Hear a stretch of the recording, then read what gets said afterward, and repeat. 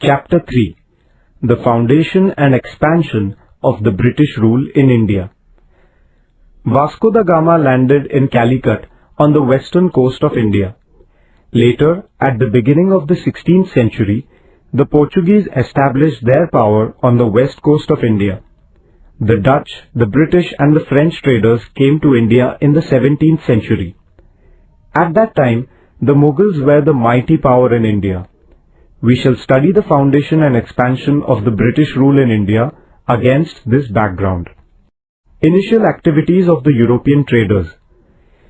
Initially, the European traders carried on their trade peacefully by obtaining trade permits from the Mughal emperor.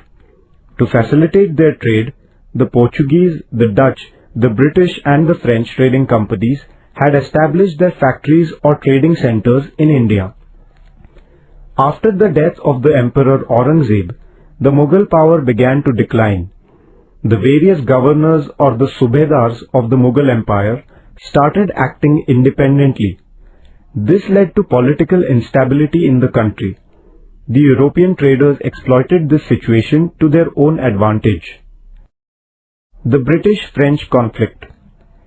There was intense rivalry among the European powers in securing monopoly trading rights in India. In the 18th century, a conflict for the seat of the Nawab of Karnataka flared up among the Indian rulers. The English and the French saw this as a golden opportunity to enter the Karnataka politics. The French offered military assistance to one of the aspirants, while the British sided with his opponent. This situation resulted in 3 wars between the French and the British. These are known as the Carnatic Wars.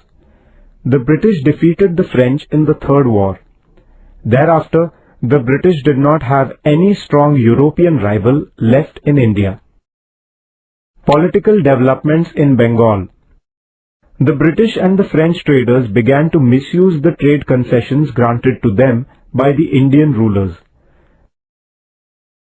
The British traders fortified their factories without seeking the permission from Siraj-ud-Dawla, the Nawab of Bengal.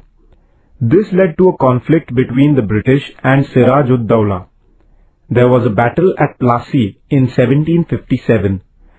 The British lured Mir Jafar, a general, to their side by promising to make him the Nawab of Bengal. Therefore, the Nawab's army under the command of Mir Jafar did not join the battle against the British. The Nawab was forced to retreat. Thus, the British won the battle not by strength of arms, but by treachery and deceit. Mir Jafar became the Nawab of Bengal with the support of the British, but later, when he opposed the British, they made his son-in-law Mir Qasim the Nawab. When Qasim in his turn tried to check the illegal trade practices of the British, they brought back Mir Jafar again as the Nawab. In order to restrain the activities of the British in Bengal, Shuja-ud-Dawla, the Nawab of Awadh, Mir Qasim and Shah Alam, the Mughal emperor, set out on a joint expedition. They fought a battle at Buxar in Bihar in 1764. The British won this battle. After this battle, a treaty was signed at Allahabad.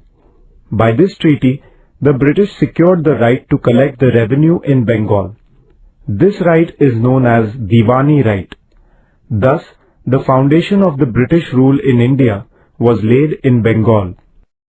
Anglo-Mysore conflict. 4 wars took place between the rulers of Mysore and the British. After the death of Hyder Ali, the ruler of Mysore, his son Tipu Sultan vigorously carried on the campaign against the British. He fell fighting in the Battle of Srirangapattanam in 1799. So, the kingdom of Mysore passed under the British dominion. The British and the Marathas. Mumbai was the chief center of the British in western India. They were also trying to secure the neighboring territory, but the Marathas had a firm hold on this territory. After the death of Peshwa Madhav Rao, Raghunath Rao, in his greed for the seat of the Peshwa, asked the British for help. Thus, the British entered the Maratha politics. 3 wars took place between the Marathas and the British between 1774 and 1818. The Maratha Sardars faced the British unitedly in the first war and won it. The first Anglo-Maratha war ended with the Treaty of Salbai in 1782. The Subsidiary Alliance. Lord Wellesley came to India as the Governor-General in 1798.